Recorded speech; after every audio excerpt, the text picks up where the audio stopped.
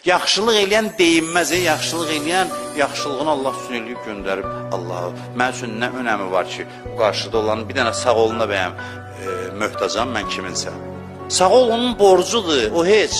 O sağ ol deməyənlərlə də Allahın öz hesab kitabı var ki, sənə yaxşılıq eləyənə sağ ol da demədinsə, sən necə insansan, o heç. Amma sənə dəxli yoxdur məsələn.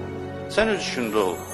Allah Peyğəmbərin Quranda tərif edir. Necə tərif edir? Ləqəd cəəkum rasulun min anfusikum.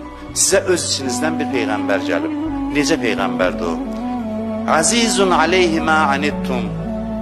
Sizin çətinlikləriniz onun üçün çox ağırdır. Yəni sizin başınıza gələn bəlalar onun ürəyini göynədir. Sizin sıxıntılarınız onun üçün dərddir. Sonra buyurur, harisun aleykum. O sizə qarşı hərisdir. Bu ayəni eşitmişsiniz, çox eşitmişsiniz. Həris, deyirləri dünyanın hərisidir. Həris pis sözdür axı. Allah Peyğəmbəri barədə müsbət yerdə işlədir.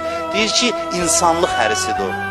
Peyğəmbərin sevgisi o qədər şiddətlidir ki, söz tapmır ifadə eləsin. Deyir, bu həris adamdır.